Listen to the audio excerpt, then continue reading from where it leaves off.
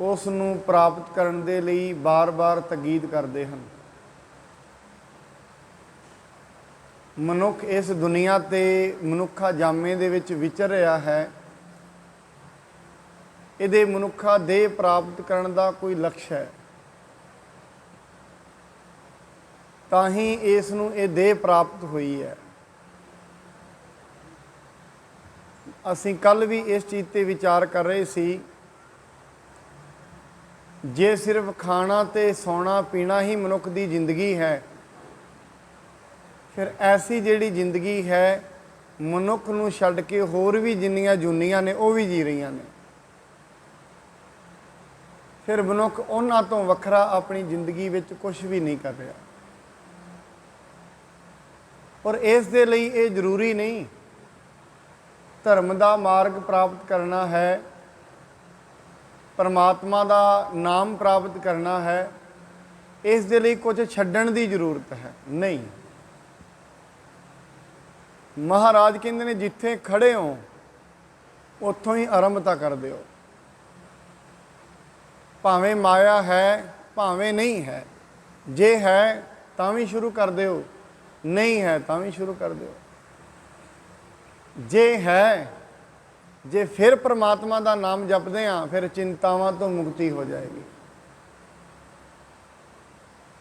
ਜੇ ਨਹੀਂ ਹੈ ਫਿਰ ਪਰਮਾਤਮਾ ਬਖਸ਼ਿਸ਼ ਕਰਕੇ ਦੇ ਦਿੰਦਾ ਹੈ, ਕਿਉਂਕਿ ਕਰਮ ਕੱਟੇ ਜਾਂਦੇ ਨੇ। ਮਹਾਰਾਜ ਕਹਿੰਦੇ ਕੋਈ ਛੱਡਣ ਦੀ ਜ਼ਰੂਰਤ ਨਹੀਂ ਹੈ।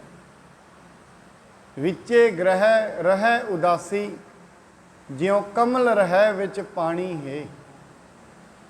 ਜਿੱਥੇ ਖੜੇ ਹਾਂ ਉੱਥੋਂ ਹੀ ਆਰੰਭਤਾ ਕਰ ਦੇਣੀ ਹੈ।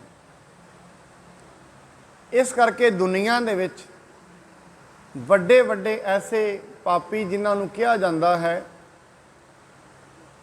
ਭਾਈ ਗੁਰਦਾਸ ਜੀ ਕਹਿੰਦੇ ਨੇ ਗਨਕਾ ਪਾਪਨ ਹੋਏ ਕੈ ਪਾਪਾਂ ਦਾ ਗਲ ਹਾਰ ਪਰੋਤਾ। ਜਿਹੜੇ ਇਤਨੇ ਮਾੜੇ ਕਰਮ ਕਰ ਰਹੀ ਸੀ,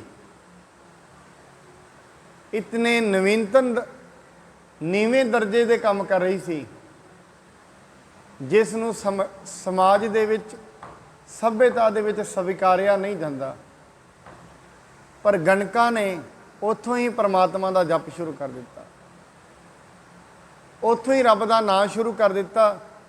ਹੌਲੀ ਹੌਲੀ ਜਿਹੜੇ ਮਾਰੇ ਕਰਮ ਉਹ ਘਟਦੇ ਗਏ, ਗਣਕਾਂ ਅੰਤ ਦੇ ਵਿੱਚ ਭਗਤਨੀ ਬਣ ਕੇ ਗਈ। ਆਰੰਭਤਾ ਕਰਨੀ ਪੈਣੀ ਹੈ, ਜਿੱਥੋਂ ਵੀ ਕਰ ਦਈਏ। ਅੱਜ ਜਿੱਥੇ ਖੜੇ ਹਾਂ ਇੱਥੋਂ ਹੀ ਕਰ ਦਈਏ। ਜਿਹੜੀ ਮਨੋਦਸ਼ਾ ਵਿੱਚ ਖੜੇ ਹਾਂ ਉੱਥੋਂ ਹੀ ਕਰ ਦੇਣਾ ਹੈ। ਜਦੋਂ ਵਾਲਮੀਕੀ ਜੀ ਦੀ ਗੱਲ ਆਉਂਦੀ ਹੈ, ਭਾਵੇਂ ਡਾਕੂ ਨੇ ਪਰ ਉਪਦੇਸ਼ ਮਿਲਿਆ ਉੱਥੋਂ ਹੀ ਸ਼ੁਰੂ ਕਰ ਦਿੱਤਾ, ਇੱਕਦਮ ਜ਼ਿੰਦਗੀ ਤਬਦੀਲ ਹੋ ਗਈ। ਇਸ ਕਰਕੇ ਜ਼ਿੰਦਗੀ ਬਦਲ ਜਾਂਦੀ ਹੈ। ਪਰਮਾਤਮਾ ਦਾ ਨਾਮ ਲੈਂਦਿਆਂ ਲੈਂਦਿਆਂ ਮਨੁੱਖ ਦੇ ਅੰਦਰ ਬਦਲਾਅ ਆ ਜਾਂਦਾ ਹੈ।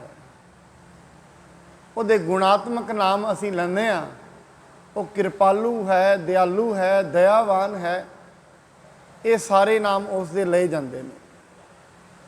ਜਿਵੇਂ ਜਿਵੇਂ ਉਸ ਦੇ ਨਾਮ ਲਈ ਜਾਵਾਂਗੇ, ਕਿਰਪਾਲੂ ਕਹਾਂਗੇ, ਦਿਆਲੂ ਕਹਾਂਗੇ, ਉਸ ਦੇ ਨਾਲ ਪ੍ਰੇਮ ਪੈਦਾ ਹੋ ਜਾਏਗਾ।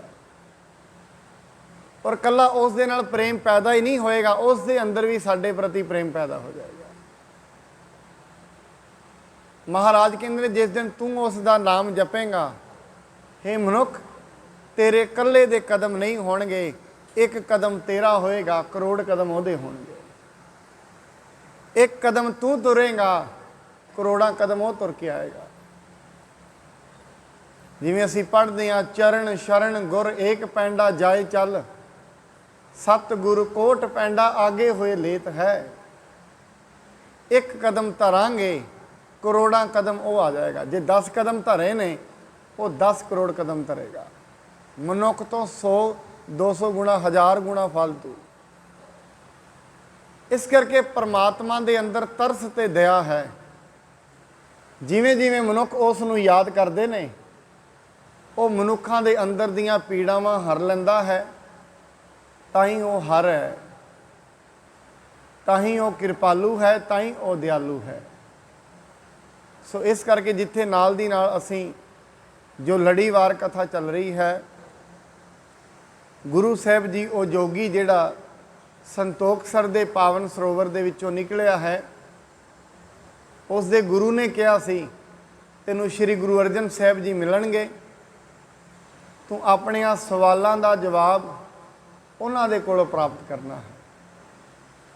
ਆਓ ਹੁਣ ਉਹ ਕਿਹੜੇ ਸਵਾਲ ਕਰਦਾ ਹੈ, ਕਿਹੜੇ ਜਵਾਬ ਸਤਿਗੁਰੂ ਜੀ ਉਹਨੂੰ ਦਿੰਦੇ ਨੇ, ਸ਼ਰਵਣ ਕਰੀਏ। ਆਰੰਭ ਕਰਨ ਤੋਂ ਪਹਿਲਾਂ ਪਾਵਨ ਗੁਰਮੰਤਰ ਨਾਲ ਸਾਂਝ ਪਾਈਏ। ਸਤਨਾਮ ਸ਼੍ਰੀ ਵਾਹਿਗੁਰੂ ਸਾਹਿਬ ਜੀ। ਸਤਨਾਮ ਸ਼੍ਰੀ ਵਾਹਿਗੁਰੂ ਸਾਹਿਬ ਜੀ। ਸ੍ਰੀ ਗੁਰ ਕਿਰਪਾ ਨਿਧਾਨ ਸੁਣ, ਲਖ ਕੈ ਸੁਧ ਅਧਿਕਾਰ। ਕਿਰਪਾ ਦੇ ਭੰਡਾਰ ਗੁਰੂ ਜੀ ਨੇ ਸੁਣਿਆ ਅਤੇ ਆਪਣਾ ਯੋਗ ਅਧਿਕਾਰ ਸਮਝ ਕੇ ਮਹਾਰਾਜ ਨੇ ਇਹ ਸੋਚਿਆ, ਇਹ ਸਵਾਲ ਪੁੱਛ ਰਿਹਾ ਹੈ, ਸਾਨੂੰ ਚਾਹੀਦਾ ਹੈ ਇਸ ਨੂੰ ਇਹਦੇ ਸਵਾਲਾਂ ਦਾ ਜਵਾਬ ਦੇਣਾ ਚਾਹੀਦਾ ਹੈ। ਨਿਰਣੈ ਕੀਨਸ ਬ੍ਰਹਮ ਕੋ, ਤਿਸ ਪ੍ਰਤ ਬਾਕ ਉਚਾਰ। ਮਹਾਰਾਜ ਨੇ ਫਿਰ ਬ੍ਰਹਮ ਦਾ ਨਿਰਣਾ ਕਰਨ ਦੇ ਲਈ ਉਸ ਦੇ ਪ੍ਰਤੀ ਸਤਿਗੁਰੂ ਜੀ ਮਹਾਰਾਜ ਨੇ ਵਾਕ ਉਚਾਰਨ ਕੀਤੇ ਹਨ। ਓ ਜੋਗੇਸ਼ਵਰ ਅਚਰਜ ਹੈ, ਅਕਹਿ ਬ੍ਰਹਮ ਕੋ ਕਿਮ ਕੋ ਕਹੈ। ਕਹਿੰਦੇ ਹੈ ਜੋਗੇਸ਼ਵਰ, ਇਹ ਆਸ਼ਚਰਜ ਹੈ, ਜਿਹੜੇ ਪਰਮਾਤਮਾ ਨੂੰ ਬਿਆਨ ਹੀ ਨਹੀਂ ਕੀਤਾ ਜਾ ਸਕਦਾ, ਉਹਨੂੰ ਫਿਰ ਕੋਈ ਬਿਆਨ ਕਰੇਗਾ ਵੀ ਕਿਵੇਂ, ਕਿਉਂਕਿ ਉਹ ਸਮਝ ਤੋਂ ਬਾਹਰ ਦੀ ਚੀਜ਼ ਹੈ, ਅਗੰਮ ਤੇ ਅਥਾਹ ਹੈ। ਠੀਕ ਹੈ, ਉਸ ਦੇ ਬਾਰੇ ਥੋੜਾ ਸਮਝ ਵਿੱਚ ਆ ਜਾਏਗਾ, ਬੁੱਧੀ ਦਾ ਜ਼ੋਰ ਲਗਾਵਾਂਗੇ, ਪਰ ਪੂਰਨ ਰੂਪ ਦੇ ਵਿੱਚ ਉਹ ਦਿਮਾਗ ਦੀ ਸਮਝ ਵਿੱਚ ਨਹੀਂ ਆ ਸਕਦਾ। ਕਿਉਂ? ਅਗਰ ਉਹ ਦਿਮਾਗ ਦੀ ਪਕੜ ਦੇ ਵਿੱਚ ਆ ਗਿਆ, ਫਿਰ ਉਹ ਦਿਮਾਗ ਤੋਂ ਵੱਡਾ ਨਹੀਂ ਹੋਏਗਾ, ਫਿਰ ਮਨੁੱਖ ਉਹਨੂੰ ਵੀ ਕਾਬੂ ਕਰ ਲਏਗਾ। ਜੇ ਪਰਮਾਤਮਾ ਦਿਮਾਗ ਦੀ ਪਕੜ ਦੇ ਵਿੱਚ ਆ ਗਿਆ, ਫਿਰ ਪਰਮਾਤਮਾ ਨੂੰ ਤੇ ਮਨੁੱਖ ਪਕੜ ਲਏਗਾ। ਉਹ ਦਿਮਾਗ ਤੋਂ ਪਰੇ ਹੈ, ਦਿਮਾਗ ਦੀ ਪਕੜ ਵਿੱਚੋਂ ਨਹੀਂ ਆਉਂਦਾ। ਉਸ ਦੇ ਬਾਰੇ ਸਮਝਿਆ ਜਾ ਸਕਦਾ ਹੈ, ਜਾਣਿਆ ਜਾ ਸਕਦਾ ਹੈ, ਪਰ ਮੁਕੰਮਲ ਰੂਪ ਵਿੱਚ ਨਹੀਂ ਜਾਣਿਆ ਜਾ ਸਕਦਾ। ਤਾਂ ਹੀ ਗੁਰੂ ਨਾਨਕ ਸਾਹਿਬ ਜੀ ਨੇ ਕਿਹਾ ਹੈ, ਕਥਨਾ ਕਥੀ ਨਾ ਆਵੈ ਤੋਟ, ਕਥ ਕਥ ਕਥੀ ਕੋਟੀ ਕੋਟ ਕੋਟ। ਜਿਸ ਨੂੰ ਜਿੰਨਾ ਉਹਦੇ ਬਾਰੇ ਸਮਝ ਲੱਗਿਆ ਹੈ, ਉਨਾ ਹੀ ਉਹਨਾਂ ਨੇ ਕਹਿ ਦਿੱਤਾ ਹੈ। ਇਹ ਪਸਾਰੇ ਬਾਰੇ ਇੱਕ ਮਨੁੱਖ ਨੇ ਨਹੀਂ ਕਿਹਾ, ਹਜ਼ਾਰਾਂ ਮਨੁੱਖਾਂ ਨੇ ਇਸ ਦੇ ਬਾਰੇ ਲਿਖਿਆ ਹੈ। ਹਜ਼ਾਰਾਂ ਹੀ ਪੀਰ ਅਵਤਾਰ ਹੋਏ ਨੇ, ਹਜ਼ਾਰਾਂ ਹੀ ਰਿਸ਼ੀ ਮੁਨੀ ਹੋਏ ਨੇ, ਤੇ ਹਜ਼ਾਰਾਂ ਲੱਖਾਂ ਹੀ ਕਿਤਾਬਾਂ ਨੇ। ਹਜ਼ਾਰਾਂ ਲੱਖਾਂ ਮਨੁੱਖਾਂ ਨੇ ਇੱਕ ਦੇ ਬਾਰੇ ਲਿਖਿਆ ਹੈ, ਫਿਰ ਵੀ ਉਹ ਮੁਕੰਮਲ ਨਹੀਂ ਲਿਖ ਸਕੇ। ਬਾਣੀ ਕਹਿੰਦੀ ਹੈ, ਕੋਟ ਕੋਟੀ ਮੇਰੀ ਆਰਜਾ, ਪਵਨ ਪੀਣ ਅਪਿਆਓ, ਚੰਦ ਸੂਰਜ ਦੋਏ ਗੁਫੈ ਨਾ ਦੇਖਾਂ, ਸੁਪਨੇ ਸੌਣ ਨਾ ਥਾਉ, ਭੀ ਤੇਰੀ ਕੀਮਤ ਨਾ ਪਵੈ, ਹਉ ਕੇਵੜ ਆਖਾਂ ਨਾ। ਕਹਿੰਦੇ ਮਹਾਰਾਜ ਮੈਂ ਪੰਖੀ ਬਣ ਜਾਵਾਂ, ਪੰਖੀ ਹੋਏ ਕਹਿ ਜੇ ਭਵਾਂ, ਪੰਖੀ ਬਣ ਜਾਵਾਂ, ਹਵਾ ਦੇ ਵਿੱਚ ਹੀ ਉੱਡਦਾ ਰਵਾਂ, ਤੇ ਕਹਿੰਦੇ ਚੰਦ ਤੇ ਸੂਰਜ ਨੇ ਜਿਹੜੇ, ਇਹਨਾਂ ਨੂੰ ਵੀ ਨਾ ਵੇਖਾਂ ਤੇ ਜ਼ਿੰਦਗੀ ਵਿੱਚ ਚੱਲਦਾ ਹੀ ਰਵਾਂ, ਫਿਰ ਵੀ ਉਹਦੀ ਕੀਮਤ ਨਹੀਂ ਪੈ ਸਕਦੀ। ਉਸ ਦੇ ਬਾਰੇ ਮੁਕੰਮਲ ਰੂਪ 'ਚ ਜਾਣਿਆ ਨਹੀਂ ਜਾ ਸਕਦਾ। ਇਸ ਕਰਕੇ ਮਹਾਰਾਜ ਕਹਿੰਦੇ ਇਹ ਜੋਗੀ ਬ੍ਰਹਮ ਤੇ ਅਕਥ ਹੈ, ਉਸ ਦੇ ਬਾਰੇ ਕਿਹਾ ਨਹੀਂ ਜਾ ਸਕਦਾ, ਬਸ ਉਸ ਨੂੰ ਮੰਨਿਆ ਤੇ ਮਾਣਿਆ ਜਾ ਸਕਦਾ ਹੈ। ਜਿਵੇਂ ਇੱਕ ਮਛਲੀ ਸਮੁੰਦਰ ਦਾ ਅੰਤ ਨਹੀਂ ਲੈ ਸਕਦੀ, ਸਮੁੰਦਰ ਦੇ ਵਿੱਚ ਆਨੰਦ ਮਾਣ ਸਕਦੀ ਹੈ। ਮਨੁੱਖ ਪਰਮਾਤਮਾ ਦਾ ਅੰਤ ਤੇ ਨਹੀਂ ਲੈ ਸਕਦਾ, ਪਰ ਉਸ ਦੀ ਇਸ ਪ੍ਰਕਿਰਤੀ ਵਿੱਚ ਆਨੰਦ ਮਾਣ ਸਕਦਾ ਹੈ।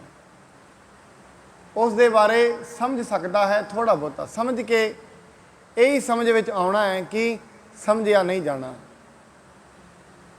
ਜਿਹਨੂੰ ਮਹਾਰਾਜ ਬਾਣੀ ਦੇ ਵਿੱਚ ਵੀ ਕਹਿੰਦੇ ਨੇ, ਕਹਿੰਦੇ ਉਹਦੇ ਬਾਰੇ ਜੋ ਕੁਝ ਵੀ ਕਥਨ ਹੋਇਆ ਹੈ ਉਹ ਸਭ ਕੁਝ ਅਧੂਰਾ ਹੈ। ਕਿਉਂ?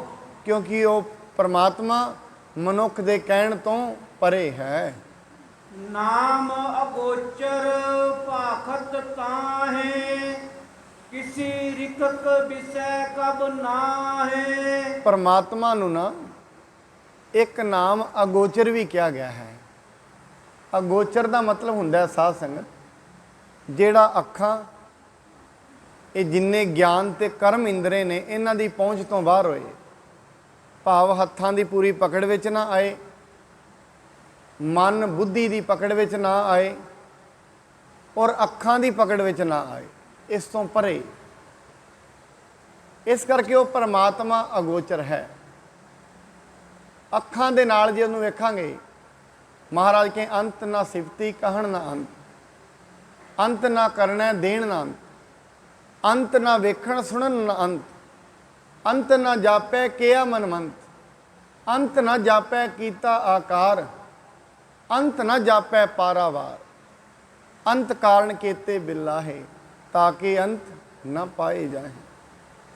ਅੱਖਾਂ ਨਾਲ ਉਹਦਾ ਅੰਤ ਨਹੀਂ। ਠੀਕ ਹੈ, ਇੱਥੋਂ ਧਰਤੀ ਨੂੰ ਵੇਖਾਂਗੇ, ਪਰਮਾਤਮਾ ਦੀ ਬਣਾਈ ਹੋਈ ਪ੍ਰਕਿਰਤੀ ਹੈ, ਅੱਖਾਂ ਨਾਲ ਇਹਨੂੰ ਵੇਖਣਾ ਸ਼ੁਰੂ ਕਰਾਂਗੇ, ਇੱਕ ਧਰਤੀ ਹੈ, ਫਿਰ ਅਗਲੀ ਧਰਤੀ ਹੈ, ਕਰੋੜਾਂ ਹੀ ਧਰਤੀਆਂ ਨੇ, ਅੱਜ ਤਾਈਂ ਇਹਦਾ ਵੀ ਅੰਤ ਨਹੀਂ ਪਿਆ, ਕਿੰਨੀਆਂ ਨਹੀਂ ਕੋਈ ਪਤਾ ਨਹੀਂ। ਇਸ ਕਰਕੇ ਇਤਨਾ ਵੱਡਾ ਉਹ ਪਰਮਾਤਮਾ ਹੈ ਜਿਸ ਦਾ ਅੰਤ ਨਹੀਂ ਪਾਇਆ ਜਾ ਸਕਦਾ ਹੈ। ਤਉ ਜਨਾਵਣ ਸਿੱਖਣ ਕਾਰਨ, ਕਰੁਣਾ ਕਰ ਗੁਰ ਕਰਹਿ ਉਚਾਰਨ। ਕਹਿੰਦੇ ਤੈਨੂੰ ਦੱਸਣ ਵਾਸਤੇ, ਸਿੱਖਿਆ ਦੇਣ ਵਾਸਤੇ, ਮਨੁੱਖ ਨੂੰ ਸਮਝਾਉਣ ਵਾਸਤੇ ਫਿਰ ਵੀ ਜਿਹੜੇ ਸੰਤ ਮਹਾਪੁਰਸ਼ ਹੁੰਦੇ ਨੇ ਉਹ ਕੁਝ ਲਕਸ਼ਣ ਉਹਦੇ ਬਿਆਨ ਕਰਦੇ ਹਨ। ਰਚੈ ਸਮਗਰੀ ਜੋ ਮਨ ਆਪਣੇ, ਸਤਿ ਪ੍ਰਤੀਤ ਹੋਤ ਸਭ ਸੁਪਨੇ। ਕਹਿੰਦੇ ਜਿਹੜਾ ਮਨ ਹੈ, ਇਹ ਮਨ ਆਪਣੇ ਮਨ ਦੇ ਵਿੱਚ ਜੋ ਕੁਝ ਵੀ ਰਚਦਾ ਹੈ, ਜਿੰਨੀ ਵੀ ਸਮਗਰੀ ਰਚ ਲੈਂਦਾ ਹੈ, ਉਹ ਸਾਰੀ ਸੁਪਨੇ ਵਾਂਗੂ ਝੂਠੀ ਹੀ ਹੁੰਦੀ ਹੈ। ਕੋ ਪਾਏ ਉਠੇ ਬਰੜਾਏ, ਤ੍ਰਿਯ ਸੰਗਮ ਤੇ ਰੇਤ ਬੁਚਾਏ। ਜਿਵੇਂ ਸੁਪਨੇ ਦੇ ਵਿੱਚ ਮਨੁੱਖ ਸੌਂਦਾ ਹੈ ਨਾ, ਤੇ ਸੁਪਨੇ ਵਿੱਚ ਸੁੱਤਿਆਂ ਸੁੱਤਿਆਂ ਇੱਕ ਮਹਿਲ ਬਣਾ ਲਏਗਾ, ਉਹਦੇ ਵਿੱਚ ਰਾਜਾ ਬਣ ਜਾਏਗਾ, ਕਈ ਉਹਦੇ ਨੌਕਰ ਹੋ ਜਾਣਗੇ, ਸੈਨਾ ਹੋ ਜਾਏਗੀ, ਕਿੰਨਾ ਕੁਝ ਰਚ ਲਿਆ। ਪਰ ਜਿਵੇਂ ਸੁਪਨਾ ਖੁੱਲੇਗਾ ਸਾਰਾ ਕੁਝ ਝੂਠਾ। ਇਵੇਂ ਇਕੱਲਾ ਉਹੀ ਸੁਪਨਾ ਨਹੀਂ ਹੈ, ਉਹ ਤੇ ਸੁਪਨਾ ਚਲੋ ਉਦੋਂ ਹੈ ਜਦੋਂ ਅੱਖਾਂ ਬੰਦ ਨੇ। ਮਨੁੱਖ ਹੁਣ ਵੀ ਜਿਹੜਾ ਜਾਗ ਵੀ ਰਿਹਾ, ਇਹ ਜਾਗ ਨਹੀਂ ਰਿਹਾ, ਅਸਲ ਦੇ ਵਿੱਚ ਹੁਣ ਵੀ ਸੁੱਤਾ ਹੋਇਆ ਹੈ। ਜਾਗਿਆ ਤੇ ਹਜੇ ਹੈ ਹੀ ਨਹੀਂ ਮਨੁੱਖ, ਜਾਗਣ ਲਈ ਹੀ ਦੁਨੀਆ ਤੇ ਆਇਆ ਹੈ, ਹਜੇ ਸੁੱਤਾ ਹੋਇਆ ਹੈ। ਆਪ ਜੀ ਕਹੋਗੇ ਨਹੀਂ ਅੱਖਾਂ ਖੁੱਲੀਆਂ ਨੇ, ਅੱਖਾਂ ਤੇ ਖੁੱਲੀਆਂ ਨੇ, ਪਰ ਅੱਖਾਂ ਖੁੱਲੀਆਂ ਦੇ ਵਿੱਚ ਵੀ ਜੋ ਕੁਝ ਵੇਖ ਰਿਹਾ ਹੈ ਉਹ ਝੂਠਾ ਹੀ ਹੈ। ਅੱਖਾਂ ਖੁੱਲੀਆਂ ਦੇ ਵਿੱਚ ਵੀ ਇਸ ਨੂੰ ਸਹੀ ਨਹੀਂ ਦਿਸ ਰਿਹਾ। ਅਸੀਂ ਕਈ ਵਾਰੀ ਵੇਖਦੇ ਹਾਂ, ਮਨੁੱਖ ਤੁਰਿਆ ਜਾਂਦਾ ਹੈ ਰਾਹ 'ਤੇ, ਜਾਂਦਿਆਂ ਜਾਗੇ ਅੱਗੇ ਪੱਥਰ ਪਿਆ, ਮੋਟਰਸਾਈਕਲ ਚਲਾ ਰਿਹਾ, ਅੱਖਾਂ ਖੁੱਲੀਆਂ ਨੇ, ਵਿੱਚ ਵੱਧਦੀ ਮੋਟਰਸਾਈਕਲ ਡਿੱਗ ਜਾਂਦਾ। ਨਾਲ ਦੇ ਲੋਕ ਕਹਿੰਦੇ ਤੈਨੂੰ ਵਿਖਿਆ ਨਹੀਂ? ਅੱਖਾਂ ਨਹੀਂ ਸੀ ਤੇਰੀਆਂ ਖੁੱਲੀਆਂ? ਕਹਿੰਦੇ ਅੱਖਾਂ ਤਾਂ ਖੁੱਲੀਆਂ ਸੀ, ਵਿਖਿਆ ਕਿਉਂ ਨਹੀਂ? ਜਿਹਨੇ ਵੇਖਣਾ ਸੀ ਸੱਚ, ਉਹ ਹੈ ਹੀ ਨਹੀਂ ਸੀ ਉੱਥੇ। ਇਸ ਕਰਕੇ ਮਨ ਨੇ ਸੱਚ ਤੇ ਝੂਠ ਦਾ ਨਿਰਣਾ ਕਰਨਾ ਹੈ। ਇਸ ਦੀ ਚੇਤਨਾ ਨੂੰ ਇਹ ਪਤਾ ਲੱਗਣਾ ਸੱਚ ਕੀ ਹੈ, ਝੂਠ ਕੀ ਹੈ, ਪਰ ਹਜੇ ਵੀ ਇਹ ਜਿਹੜਾ ਮਨ ਹੈ ਇਹ ਸੁੱਤਾ ਹੀ ਹੋਇਆ ਹੈ। ਹਸੇ ਕਹੂੰ ਕਬ ਰੂਤਨ ਪੁਕਾਰੈ, ਕਬਹੂ ਬੇਖਾਦ ਅਧਿਕ ਔਰ ਧਾਰੈ। ਕਦੇ ਹੱਸਦਾ ਹੈ, ਕਦੇ ਰੋਂਦਾ ਹੈ। ਇਹ ਕੰਮ ਕਰਦਿਆਂ ਕਰਦਿਆਂ ਬੜੇ ਜਿਹੜੇ ਵਿਖਾਦ ਨੇ ਆਪਣੇ ਮਨ ਦੇ ਅੰਦਰ ਧਾਰਨ ਕਰ ਲੈਂਦਾ ਹੈ। ਜੋ ਸੁਪਨੇ ਮੈਂ ਜਾਣੇ ਸਾਚੇ, ਸੋਗ ਹਰਕਤਾਂ ਤੇ ਛਿਨ ਰਾਚੇ। ਜਿਵੇਂ ਸੁਪਨੇ ਨੂੰ ਮਨੁੱਖ ਸੱਚ ਜਾਣੇ ਨਾ, ਹੁਣ ਸੁਪਨੇ ਦੇ ਵਿੱਚ ਜਿਹਨੂੰ ਕੋਈ ਮਾਰਦਾ ਹੋਏ ਨਾ, ਉਹਨੂੰ ਦੁੱਖ ਲੱਗਦਾ ਉਦੋਂ ਵੀ।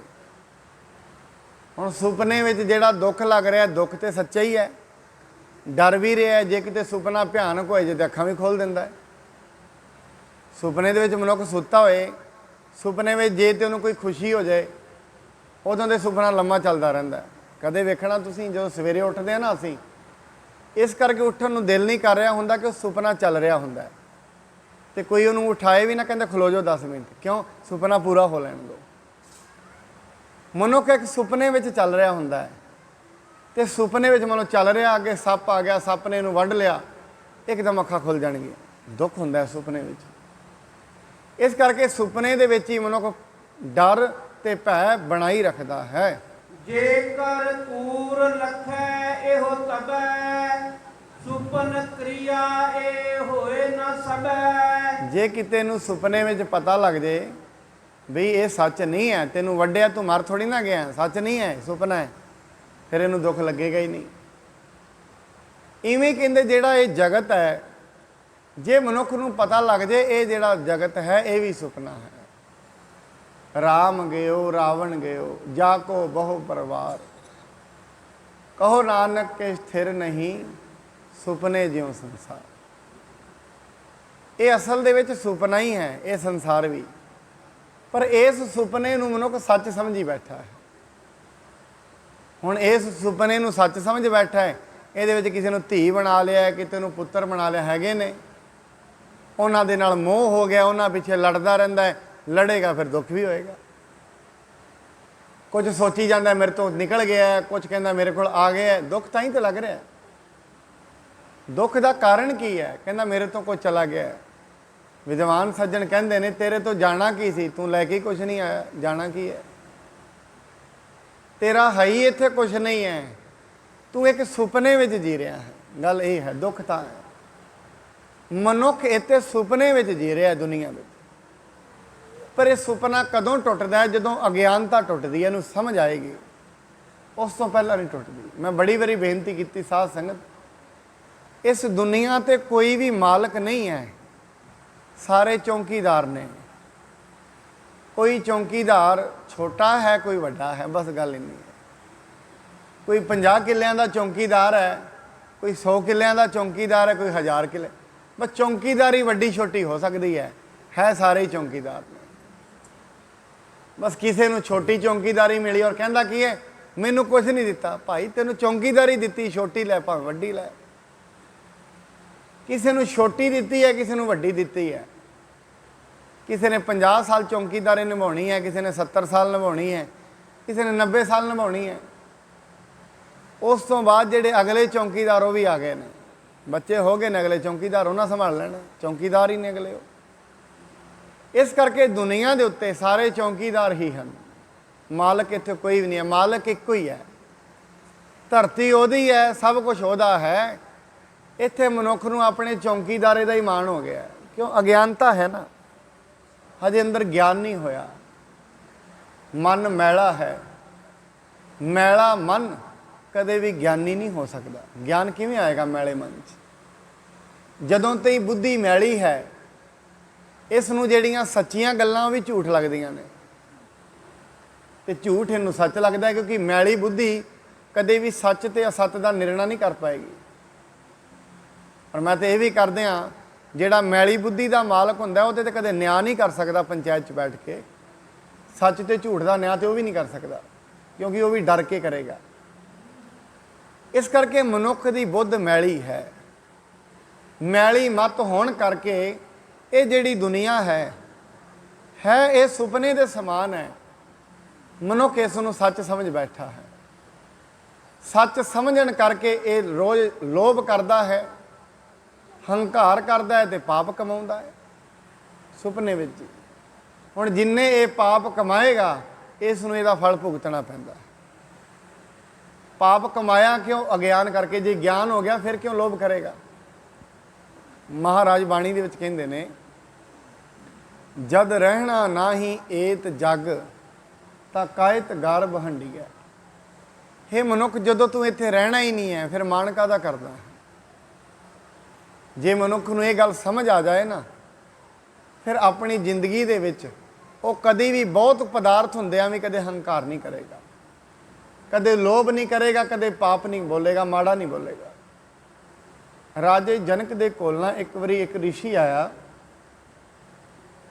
ਉਹ ਰਿਸ਼ੀ ਉਸ ਨੂੰ ਇਹ ਸਵਾਲ ਕਹਿੰਦਾ ਹੈ ਕਹਿੰਦੇ ਰਾਜਾ ਤੂੰ ਏਡਾ ਵੱਡਾ ਰਾਜਾ ਹੈ, ਤੇਰੇ ਰਾਜ ਦੇ ਵਿੱਚ ਵੇ ਕਿੰਨੇ ਨੱਚਣ ਵਾਲੀਆਂ ਕਿ ਤੁਰੀਆਂ ਫਿਰਦੀਆਂ ਹਨ, ਇੰਨੇ ਤੇਰੇ ਕੋਲ ਪਦਾਰਥ ਨੇ, ਇਹ ਪਦਾਰਥਾਂ ਦੇ ਵਿੱਚ ਰਹਿੰਦਿਆਂ ਵੀ ਤੈਨੂੰ ਰੱਬ ਕਿਵੇਂ ਚੇਤੇ ਰਹਿੰਦਾ? ਤੈਨੂੰ ਸੱਚਾਈ ਕਿਵੇਂ ਚੇਤੇ ਹੈ? ਰੱਬ ਦਾ ਮਤਲਬ ਸੱਚਾਈ ਚੇਤੇ।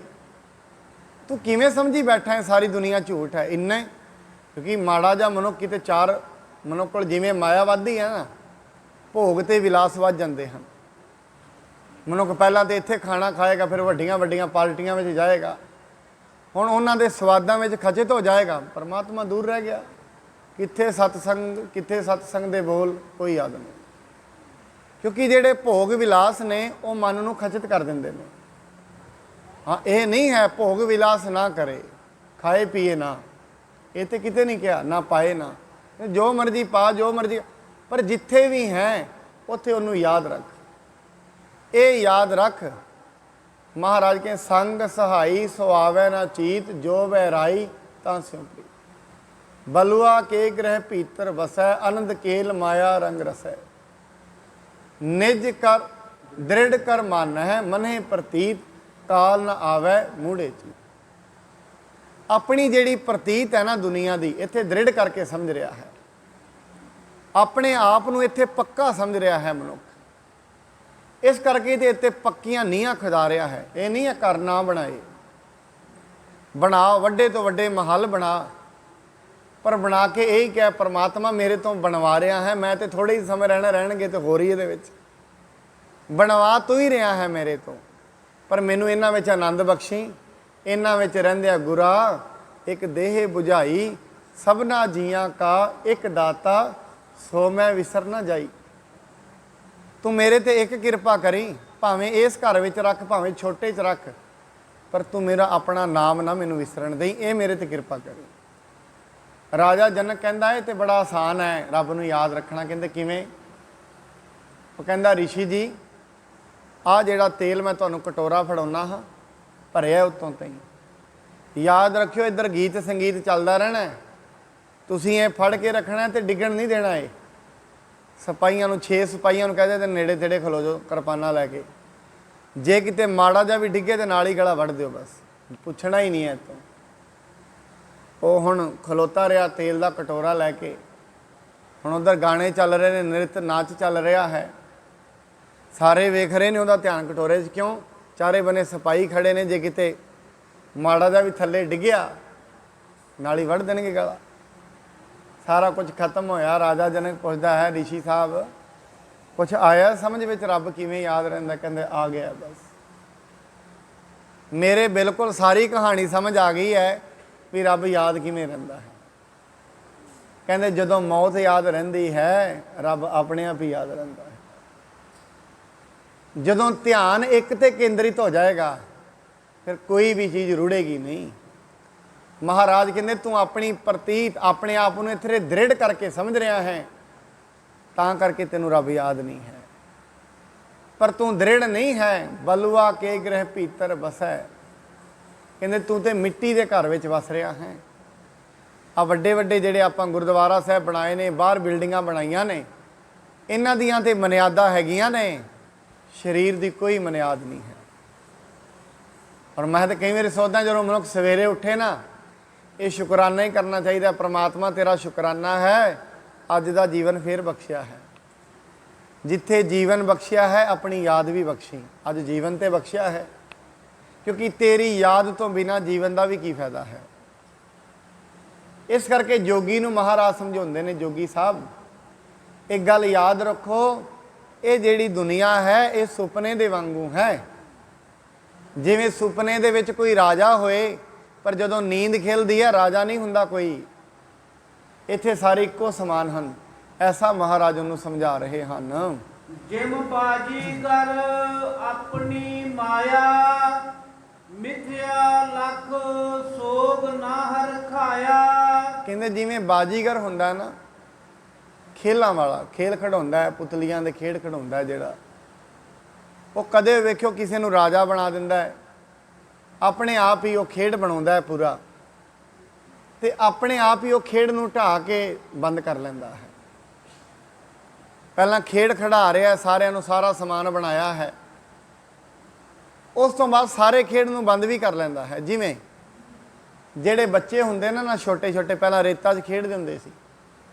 ਸਵੇਰੇ ਉਹਨਾਂ ਪਹਿਲਾਂ ਘਰ ਬਣਾਉਣਾ ਆਪਣੇ ਆਪ ਰੇਤੇ ਦਾ।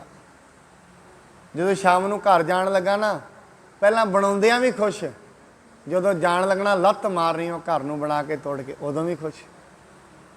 ਕਹਿੰਦੇ ਐਵੇਂ ਹੈ ਇਹ ਦੁਨੀਆ। ਇਹ ਬਾਜੀਗਰੀ ਦਾ ਖੇਲ ਹੈ। ਪਰਮਾਤਮਾ ਦੁਨੀਆ ਬਣਾਉਂਦਾ ਹੈ, ਉਦੋਂ ਵੀ ਖੁਸ਼ ਹੈ। ਮਹਾਰਾਜ ਕਹਿੰਦੇ ਜਦੋਂ ਇਹਨਾਂ ਨੂੰ ਖਤਮ ਕਰਦਾ ਹੈ, ਕਿਉਂਕਿ ਖੇਡ ਹੈ ਉਹਦਾ, ਅਸੀਂ ਸਾਰੇ ਉਹਦੇ ਖੇਡ ਦੇ ਖਿਡਾਰੀ ਹਾਂ। ਅਸਲ ਦੇ ਵਿੱਚ ਇੱਥੇ ਆਪਣੇ ਆਪਣੇ ਨਾਮ ਨੂੰ ਅਸੀਂ ਸਮਝ ਬੈਠੇ ਹਾਂ। ਕੋਈ ਸਮਝ ਬੈਠਿਆ, ਕੋਈ ਮੈਂ ਗੁਰਮੁਖ ਸਿੰਘ ਆ, ਮੈਂ ਮਨੋਜ ਕੁਮਾਰ ਹਾਂ, ਮੈਂ ਅਨਿਲ ਕੁਮਾਰ ਹਾਂ। ਆਪਣੇ ਸਰੀਰ ਦੇ ਨਾਮ ਨੂੰ ਆਪਣਾ ਆਪ ਸਮਝ ਬੈਠੇ ਨੇ, ਗਲਤ ਹੈ। ਇਹ ਪਹਿਚਾਣ ਸਰੀਰ ਦੀ ਹੈ, ਪਰ ਜੋ ਇਹ ਅੰਦਰ ਬੋਲ ਰਿਹਾ ਹੈ ਇਹਦਾ ਕੋਈ ਨਾਮ ਨਹੀਂ ਹੈ। ਸਰੀਰ ਦੇ ਨਾਮ ਨੇ ਤੇ ਦਿੱਤੇ ਨੇ।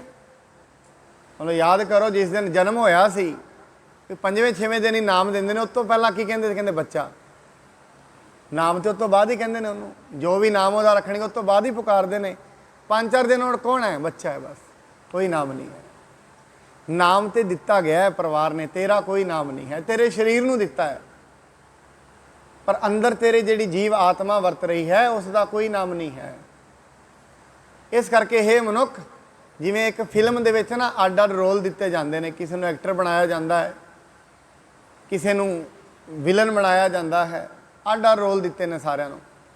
ਪਰ ਇੱਕ ਗੱਲ ਵੇਖਣਾ, ਜਿਵੇਂ ਜਿਵੇਂ ਰੋਲ ਸਮਾਪਤ ਹੋ ਜਾਂਦਾ ਨਾ, ਉਹ ਮਨੁੱਖ ਦੁਬਾਰਾ ਨਹੀਂ ਆਉਂਦੇ ਫਿਲਮ 'ਚ। 3 ਘੰਟੇ ਦੀ ਜੇ ਪਿਕਚਰ ਹੈ, ਜਿਹੜਾ ਜਿਹੜਾ ਜਿਹਨੂੰ ਰੋਲ ਦਿੱਤਾ ਗਿਆ ਨਾ, ਜੇ ਰੋਲ ਹੈ ਕਿਸੇ ਦਾ ਗਾਉਣ ਵਜਾਉਣ ਦੇ ਵਿੱਚ, ਜੇ 15 ਮਿੰਟ 'ਚ ਰੋਲ ਹੈ ਤੇ ਉਸ ਤੋਂ ਬਾਅਦ ਉਹ ਪੂਰੀ ਪਿਕਚਰ 'ਚ ਨਹੀਂ ਵੇਖਦਾ।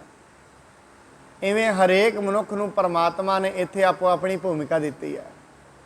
ਕਿਸੇ ਨੂੰ 20 ਸਾਲ ਦੀ ਦਿੱਤੀ ਹੈ ਵੀ ਤੂੰ ਇੰਨੇ ਬੱਚੇ ਪਾਲਣੇ ਨੇ, ਉਸ ਤੋਂ ਬਾਅਦ ਤੈਨੂੰ ਮੈਂ ਲੈ ਜਾਣਾ ਹੈ, ਫਿਰ ਬੱਚੇ ਕਿਸੇ ਹੋਰ ਤਰੀਕੇ ਨਾਲ ਪਲਣਗੇ। ਚਲਾ ਜਾਂਦਾ ਕਈ ਵਾਰੀ, ਜਵਾਨੀ 'ਚ ਕਈ ਚਲੇ ਜਾਂਦੇ ਨੇ, ਕੋਈ ਬੁਢੇਪੇ ਵਿੱਚ ਚਲਾ ਜਾਂਦਾ ਹੈ, ਕੋਈ ਜੰਮਦਾ ਹੀ ਚਲਾ ਜਾਂਦਾ ਹੈ। ਸਭ ਨੂੰ ਪਰਮਾਤਮਾ ਨੇ ਦੱਸਿਆ ਵੀ ਤੂੰ ਇੰਨਾ ਇੰਨਾ ਸਮਾਂ ਆਪਣਾ ਰੋਲ ਅਦਾ ਕਰਨਾ ਹੈ। ਪਰ ਇੱਕ ਗੱਲ ਯਾਦ ਰੱਖਣਾ, ਜਿਹੜਾ ਫਿਲਮ ਨੂੰ ਬਣਾਉਣ ਵਾਲਾ ਹੁੰਦਾ ਨਾ, ਡਾਇਰੈਕਟਰ, ਉਹਦੇ ਵਾਸਤੇ ਦੋਵੇਂ ਪਾਤਰ ਬੜੇ ਜ਼ਰੂਰੀ ਨੇ। ਉਹ ਐਕਟਰ ਨੂੰ ਵੀ ਜਦੋਂ ਸ਼ੂਟਿੰਗ ਦੇ ਟਾਈਮ ਕਹੇਗਾ ਪੂਰਾ ਪੂਰਾ ਤਨਦੇਹੀ ਦੇ ਨਾਲ ਸੀਨ ਬਣਾਉਣਾ ਹੈ, ਤੇ ਜਿਹੜਾ ਵਿਨਲ ਹੈ ਉਹਨੂੰ ਵੀ ਕਹਿੰਦਾ ਹੈ ਪੂਰਾ ਤਰੀਕੇ ਦੇ ਨਾਲ ਤੁਸੀਂ ਸਾਰੀ ਫਿਲਮ ਐਡ ਕਰਨੀ ਹੈ। ਹੁਣ ਇਸ ਕਰਕੇ ਪਰਮਾਤਮਾ ਡਾਇਰੈਕਟਰ ਹੈ। ਉਸਨੇ ਕਈ ਇੱਥੇ ਜਪੀ ਬਣਾਏ ਨੇ, ਕਈ ਤਪੀ ਬਣਾਏ ਨੇ, ਕਈ ਮੂਰਖ ਬਣਾਏ ਨੇ। ਸਾਰਾ ਜਿਹੜਾ ਪਸਾਰਾ ਹੈ ਉਹਦਾ ਖੇਡ ਉਸਨੇ ਆਪ ਹੀ ਰਚਿਆ ਹੋਇਆ ਹੈ। ਜਬ ਸੁਪਨਾ ਇਸ ਕੋ ਮਿਟ ਜਾਵੇ, ਝੂਠੋ ਲਖੈ ਨਾ ਪੁਨ ਬਿਰਮਾਵੇ। ਕਹਿੰਦੇ ਜਿਵੇਂ ਸੁਪਨਾ ਜਦੋਂ ਖਤਮ ਹੁੰਦਾ ਨਾ, ਵੇਖੋ ਸੁਪਨੇ ਦੇ ਵਿੱਚ ਕੋਈ ਰਾਜਾ ਬਣ ਜਾਏ ਨਾ, ਤੇ ਜਦੋਂ ਰਾਜਾ ਬਣ ਜਾਂਦਾ ਕਿੰਨਾ ਖੁਸ਼ ਹੁੰਦਾ ਸੁਪਨੇ ਵਿੱਚ। ਵਾਹ ਵੇ, ਇਹਨੂੰ ਯਾਦ ਹੁੰਦਾ ਵੀ ਮੈਂ ਭਿਖਾਰੀ ਸੀ, ਰਾਜਾ ਬਣ ਗਿਆ। ਮਤਲਬ ਸੁਪਨੇ ਵਿੱਚ ਪਿਆ ਪਿਆ ਮੁੱਖ ਮੰਤਰੀ ਬਣ ਗਿਆ, ਅੱਗੇ ਪਿੱਛੇ ਪੁਲਿਸ ਤੁਰੀ ਫਿਰਦੀ, ਕਿੱਡਾ ਆਨੰਦ ਆ ਰਿਹਾ ਹੁੰਦਾ ਹੈ। 6 ਵਜੇ ਜਦੋਂ ਸੁਪਨਾ ਖੁੱਲ੍ਹਣ ਦਾ ਸਮਾਂ ਆਉਂਦਾ ਹੈ, ਪਹਿਲਾਂ ਬੜਾ ਖੁਸ਼ ਹੈ, ਜਿਵੇਂ ਸੁਪਨਾ ਆ ਕੇ ਉੱਠ ਬਈ, ਧਿਆਨ ਆਇਆ ਮਨਾ ਇਹ ਤੇ ਫਿਰ ਝੂਠ ਹੋ ਗਿਆ, ਇਹ ਤਾਂ ਮੈਂ ਝੂਠਾ ਹੀ ਸੁਪਨਾ ਲਈ ਬੈਠਾ ਸੀ। ਕਹਿੰਦੇ ਮਨੁੱਖ ਐਵੇਂ ਹੀ ਤੂੰ ਦੁਖੀ ਹੋਣਾ ਹੈ।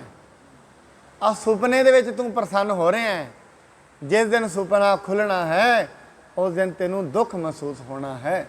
ਵੇਖਿਓ ਕਿਹੜੀ ਸੁਪਨੇ ਮਾਹੀ, ਜਾਗੇ ਤੇ ਭਾਗੈ ਕਿਤ ਨਾਹੀ। ਕਹਿੰਦੇ ਇਸ ਕਰਕੇ ਜਿਵੇਂ ਸੁਪਨੇ ਦੇ ਵਿੱਚ ਸ਼ੇਰ ਵੇਖ ਲਈਏ, ਸੁਪਨੇ ਵਿੱਚ ਸ਼ੇਰ ਵੇਖਿਆ ਕਿੰਨਾ ਦੁੱਖ ਹੋਇਆ, ਮੈਨੂੰ ਮਾਰ ਦੇਗਾ, ਮੈਨੂੰ ਖਾ ਲਏਗਾ, ਚੀਕਾ ਮਾਰਦਾ, ਪੁਕਾਰਾਂ ਕਰਦਾ ਸੁਪਨੇ, ਬਚਾ ਲਓ ਮੈਨੂੰ, ਸੁਪਨੇ ਵਿੱਚ ਹੀ। ਜਦੋਂ ਜਾਗੇਗਾ ਉਦੋਂ ਵੇਖੇ ਉਹ ਨਾ ਠੀਕ ਆ, ਮੈਨੂੰ ਨਹੀਂ ਮਾਰਿਆ, ਮੈਂ ਬਚ ਗਿਆ ਹਾਂ। ਅਸਲ ਦੇ ਵਿੱਚ ਤੈਨੂੰ ਮਾਰਨ ਹੀ ਕੋਈ ਨਹੀਂ ਲੱਗਿਆ ਸੀ, ਬਚਿਆ ਤੂੰ ਕੀ ਹੈ, ਸੁਪਨਾ ਸੀ ਉੱਤੇ। ਤੈਨੂੰ ਕੌਣ ਮਾਰ ਰਿਹਾ ਸੀ? ਕੋਈ ਵੀ ਨਹੀਂ। ਆਪਣੇ ਆਪ ਹੀ ਸੁਪਨਾ ਬਣਾਇਆ, ਆਪਣੇ ਆਪ ਹੀ ਦੁਖੀ ਹੋ ਗਏ ਹੋ। ਤੈਨੂੰ ਕੌਣ ਮਾਰ ਰਿਹਾ ਸੀ? ਕੋਈ ਵੀ ਨਹੀਂ ਸੀ ਮਾਰ ਰਿਹਾ। ਇਹ ਮਨੁੱਖ, ਇਹ ਜਿਹੜੀ ਦੁਨੀਆ ਹੈ ਤੂੰ ਆਪਣੇ ਆਪ ਹੀ ਰਚੀ ਹੋਈ ਹੈ। ਇਸ ਕਰਕੇ ਤੂੰ ਆਪਣੇ ਆਪ ਹੀ ਦੁਖੀ ਹੋ ਰਿਹਾ ਹੈ। ਤੂੰ ਆਪਣੇ ਆਪ ਹੀ ਸਭ ਕੁਝ ਮੰਨਿਆ ਹੋਇਆ ਹੈ। ਗੁਰੂ ਸਾਹਿਬ ਕਹਿੰਦੇ ਨੇ ਜੋ ਕੁਝ ਮੰਨਿਆ ਹੋਇਆ ਉਹਨੂੰ ਮਿਟੇ ਦੇ ਪਹਿਲਾਂ। ਮਹਾਰਾਜ ਸਾਹਿਬ ਜੀ ਨਾ ਬਾਣੀ ਦੇ ਵਿੱਚ ਸ਼ਬਦ ਹੈ, ਕਹਿੰਦੇ ਪਹਿਲਾ ਮਰਨ ਕਬੂਲ ਜੀਵਨ ਕੀ ਛੱਡ ਆਸ, ਹੋ ਸਬਨ ਕੀ ਰੇਣੁਕਾ ਤੋ ਆਓ ਹਮਾਰੇ ਪਾਸ। ਪਹਿਲਾਂ ਆਪਣੇ ਆਪ ਦਾ ਮਰਨ ਕਬੂਲ ਕਰ। ਮਰਨ ਦਾ ਮਤਲਬ ਕੀ? ਆਪਣੇ ਵਿਚਾਰਾਂ ਨੂੰ ਛੱਡ ਦੇ ਪਹਿਲਾਂ, ਮੈਂ ਕੁਝ ਵੀ ਨਹੀਂ ਆ, ਇਹ ਛੱਡ ਦੇ ਪਹਿਲਾਂ, ਫਿਰ ਤੇਰੇ ਅੰਦਰ ਕੁਝ ਵਸ ਸਕਦਾ ਹੈ। ਇਸ ਕਰਕੇ ਜੋ ਕੁਝ ਵੀ ਤੂੰ ਮੰਨਿਆ ਹੋਇਆ, ਤੈਨੂੰ ਮਾਂ-ਬਾਪ ਨੇ ਦੱਸਿਆ ਜੋ ਕੁਝ ਵੀ, ਇਹ ਅੱਗ ਹੁੰਦੀ ਹੈ, ਇਹ ਪਾਣੀ ਹੁੰਦਾ ਹੈ, ਇਹ ਹਵਾ ਹੁੰਦੀ ਹੈ, ਇਹ ਜਾਨਵਰ ਹੁੰਦੇ ਨੇ, ਇਹ ਪੰਛੀ ਹੁੰਦੇ, ਦੱਸਿਆ ਹੀ ਹੈ, ਇਹਨੂੰ ਤੇ ਨਹੀਂ ਸੀ ਪਤਾ। ਇਸ ਕਰਕੇ ਇਹ ਮਨੁੱਖ, ਜੋ ਕੁਝ ਵੀ ਤੈਨੂੰ ਦੱਸਿਆ ਗਿਆ ਹੈ ਉਹ ਝੂਠਾ ਹੈ। ਆਪਣੇ ਅੰਤਹਿਕਰਨ ਨੂੰ ਜਾਣਨ ਦੀ ਕੋਸ਼ਿਸ਼ ਕਰ, ਪਰਮਾਤਮਾ ਦੀ ਬੰਦਗੀ ਕਰ, ਉਸ ਦਾ ਨਾਮ ਜਪ, ਉਹਦੀ ਵਡਿਆਈ ਕਰ, ਤੈਨੂੰ ਆਪਣੇ ਆਪ ਦੀ ਪਹਿਚਾਣ ਹੋ ਜਾਏਗੀ। ਸੁਪਨ ਸਮਗਰੀ ਸਕਲੀ ਲਖ ਇਮ, ਹਰਖ ਸੋਕੋ ਕਰਹਿ ਨ ਔਰ ਕਿਮ। ਇਸ ਕਰਕੇ ਇਹ ਸਾਰੀ ਦੁਨੀਆ ਨੂੰ ਸੁਪਨੇ ਵਰਗਾ ਜਾਣ ਕੇ ਖੁਸ਼ੀ ਤੇ ਗਮੀ ਕਦੇ ਵੀ ਨਾ ਕਰ, ਕਿਉਂਕਿ ਇਹ ਦੁਨੀਆ ਦੇ ਵਿੱਚ ਜੋ ਕੁਝ ਵੀ ਤੂੰ ਸਮਝ ਰਿਹਾ ਹੈ ਉਹ ਤੂੰ ਨਹੀਂ ਹੈ। ਜੋ ਤੂੰ ਹੈ ਉਹ ਤੂੰ ਕਦੇ ਜਾਣਿਆ ਹੀ ਨਹੀਂ ਹੈ। ਪਰ ਅਡੋਲਫ ਹਿਟਲਰ ਕਹਿੰਦਾ ਹੈ, ਇੱਕ ਝੂਠ ਨੂੰ ਵੀ ਰੋਜ਼-ਰੋਜ਼ ਬੋਲੀਏ ਨਾ ਤੇ ਉਹ ਸੱਚ ਲੱਗਣ ਸ਼ੁਰੂ ਹੋ ਜਾਂਦਾ ਹੈ। ਤੇ ਜਿਹੜੇ ਮਨੁੱਖ ਨੇ 70 ਸਾਲ ਹੋਏ ਲਗਾਤਾਰ ਇਹ ਦੁਨੀਆ ਨੂੰ ਸੱਚ ਮੰਨੀ ਗਿਆ, ਫਿਰ ਯਾਦ ਰੱਖਣਾ ਉਹ ਇਹਨੂੰ ਝੂਠਾ ਕਿਵੇਂ ਸਮਝੇਗਾ। ਔਰ ਇੱਕ ਗੱਲ ਹੋਰ ਸਮਝਣਾ, ਝੂਠੇ ਦਾ ਮਤਲਬ ਇਹ ਨਹੀਂ, ਹੁਣ ਆਪਾਂ ਜਿਵੇਂ ਦਰਖਤ ਵੇਖ ਰਹੇ, ਦਰਖਤ ਝੂਠਾ ਥੋੜੀ ਨਾ ਹੈ, ਉਹ ਤੇ ਸੱਚ ਹੀ ਹੈ ਦਰਖਤ ਤੇ।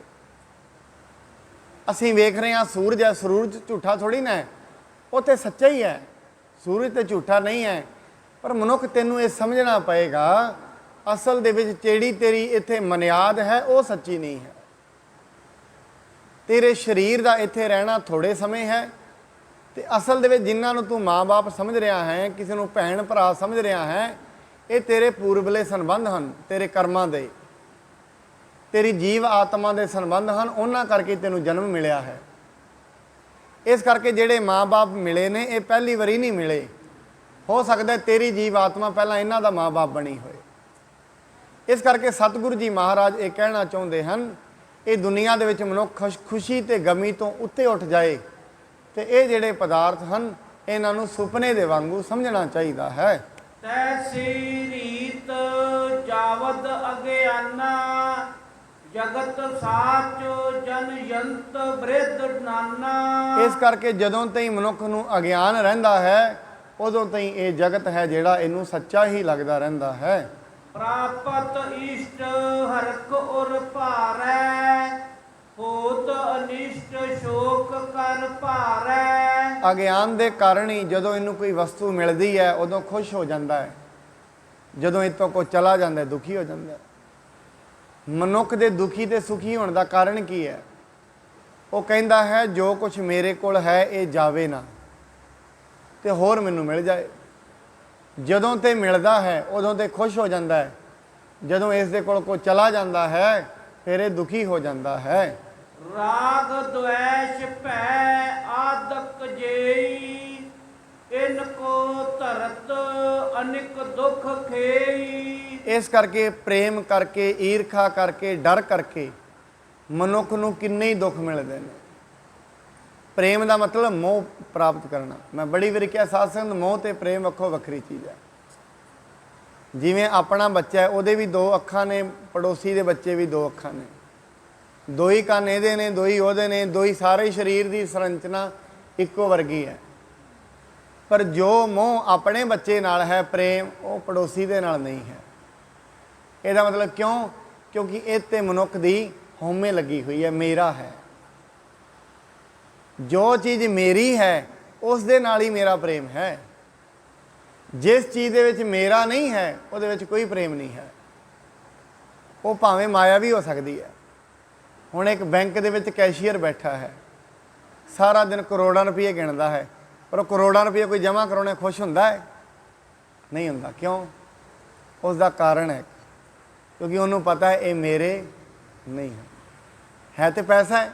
ਕਹਿੰਦਾ ਭਾਈ ਪੈਸੇ ਨਾਲ ਹੀ ਸਾਰੇ ਖੁਸ਼ ਹੁੰਦੇ ਨੇ, ਤੂੰ ਵੀ ਖੁਸ਼ ਹੋ ਜਾ। ਕਹਿੰਦਾ ਨਹੀਂ, ਇਹ ਪੈਸਾ ਤੇ ਜ਼ਰੂਰ ਹੈ ਪਰ ਮੇਰਾ ਨਹੀਂ ਹੈ। ਇਸ ਕਰਕੇ ਮਨੁੱਖ ਜਿਸ ਚੀਜ਼ ਦੇ ਨਾਲ ਮੇਰੀ ਜੁੜ ਜਾਂਦੀ ਹੈ ਉਹਦੇ ਨਾਲ ਹੀ ਇਹਦਾ ਪ੍ਰੇਮ ਲੱਗਦਾ ਹੈ। ਬਾਕੀ ਜਿਹੜੀ ਵੀ ਚੀਜ਼ ਇਸ ਦੀ ਨਹੀਂ ਹੁੰਦੀ ਉਸ ਦੇ ਨਾਲ ਇਹਦਾ ਪ੍ਰੇਮ ਨਹੀਂ ਲੱਗਦਾ ਹੈ।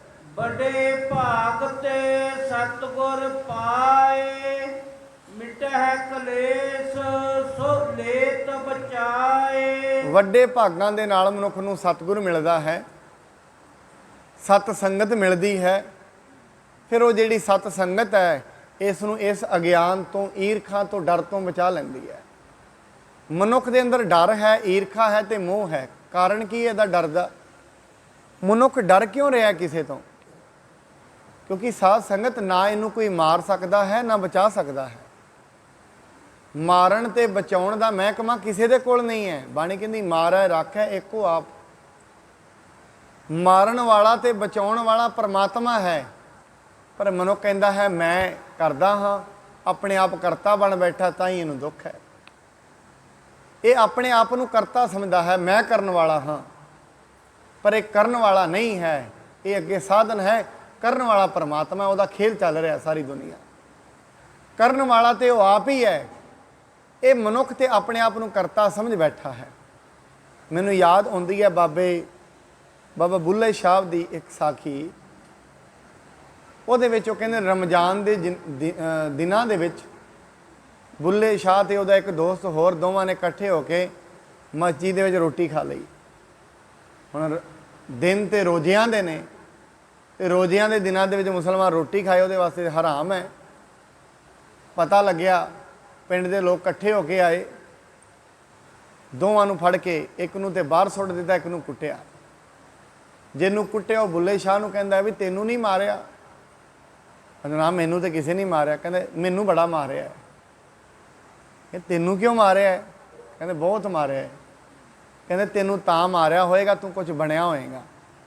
ਕਹਿੰਦੇ ਹਾਂ ਮੈਂ ਕਿਹਾ ਮੈਂ ਫਲਾਣਾ ਹਾਂ, ਫਲਾਣੇ ਉਹ ਮੁਸਲਮਾਨ ਹੈ, ਉਹਦਾ ਮੈਂ ਲੜਕਾ ਹਾਂ, ਉਹ ਮੇਰੇ ਬੱਚੇ ਨੇ। ਕਹਿੰਦਾ ਤਾਂ ਹੀ ਤੈਨੂੰ ਕੁੱਟਿਆ, ਤੂੰ ਕੁਝ ਬਣਿਆ? ਕਹਿੰਦੇ ਤੂੰ ਕੁਝ ਨਹੀਂ ਬਣਿਆ। ਕਹਿੰਦੇ ਨਾ, ਮੈਂ ਤੇ ਗੂੰਗਾ ਹੋ ਕੇ ਬੈਠ ਗਿਆ।